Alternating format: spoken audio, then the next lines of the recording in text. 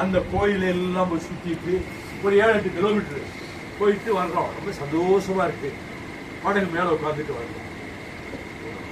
மலை மாதிரி வந்தது பாருங்க. அந்த படகு அப்படியே தூக்கி வாரி சுருட்டி உள்ள போட்டு எல்லாரும் போட்டு கீழே போயிட்டோம். போட்டு மேல இருக்கு, கரையில கார் ஊன முடியல, ஊனி பார்க்கற முடியல. இப்ப நீச்சல் அடிக்கிறோம்.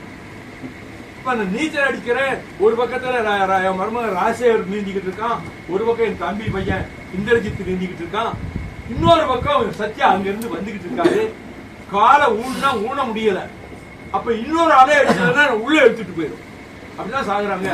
உள்ள எடுத்துட்டு போயிடுச்சுன்னா அப்புறம் வெளியே வர முடியாது. மீனவர்கள் வந்து குதிச்சுட்டாங்க, எல்லாம் சத்யாவுக்கு வேண்டியவங்க.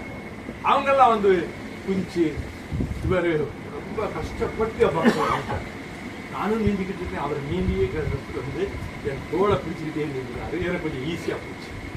கரையில் வந்து சேர்ந்தோம். ஹாலண்ட்ல இருந்து வந்து ஒரு ஃபேமிலி, கணவன் மனைவி போட்டோ எடுத்துட்டு. அந்த கணவன் சொன்னா, you have got 9 lives. உனக்கு 9 வாயில் இருக்கு. செத்துருக்கணும், நீண்ட காலம் இருக்க. அன்று என்னை அந்த இடத்திலே கரை கொண்டு வந்து சேர்த்தவர் அந்த சத்யா.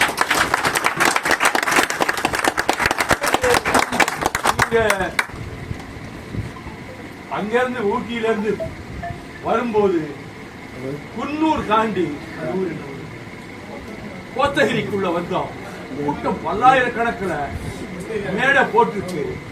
அதுல பேசுறதுக்கு போய் விடுறாங்க. லைட் ஆஃப் ஆயிடுச்சு. இந்த சாலை ஒருத்த உருவிட்டான். இந்த சால் மேல பல பேருக்கு கண்ணு. இவர் போட்ட சால் வேற வச்சுருப்போம். நானும் அதனால கொடுத்துக்குள்ள போகும்போது 2 கை காலம் இழுத்து கூடாது, இழுத்து கொண்டு போயிட்டான். என்னடா சால்வ போயிட்டேன்னு பார்க்க, சத்யா அவனை கழுத்தை பிடிச்சு தூக்கி சால்வையை பிடுங்கி அவனை கீழே தூக்கி வீசி எறியார். அந்த சால்வை என் கழுத்துக்கே மீண்டும் வந்து சேர்ந்து காப்பாற்றி கொடுத்தார், சால்வையையும் மீட்டுக் கொடுத்தார். நெஞ்சின் ஆழத்திலே பதிந்திருப்போம். வாழ்க்கையில் எந்தெந்த கட்டத்திலே என்னென்ன ஆபத்துகள் வந்தது, என்னென்ன விதத்திலே நான் தப்பி வந்தேன், எல்லாம் நீண்ட கால வரலாறு.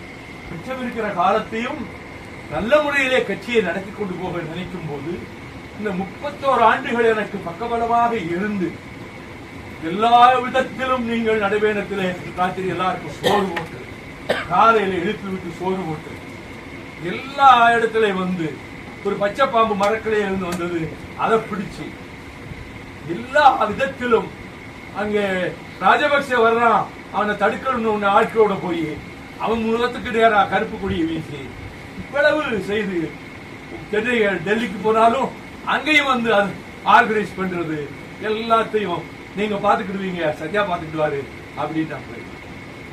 இதில் அதாவது கண்ணாடியிலே விரிசல் விழுந்தால் ஒட்ட முடியாது, தண்ணீர விரிசல் விழுந்தால் தானாக சேர்ந்து கொள்ளும்.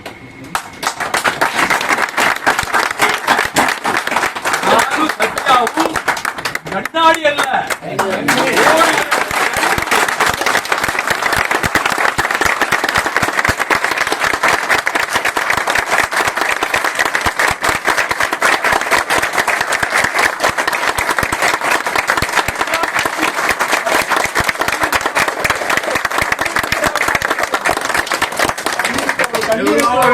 அரவணைத்து ஒரு இயக்கத்தை நடத்தி காட்டியிருக்கிறோம்.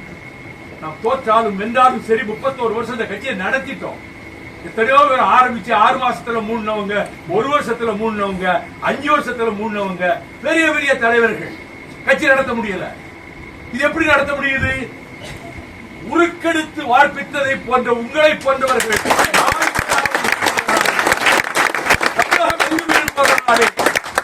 அவர்கள் எந்த விதமான பிரதிபலனையும் இந்த கட்சியிலே எதிர்பாராமல் இந்த கட்சிக்கு பாடுபடுகிறார்கள்.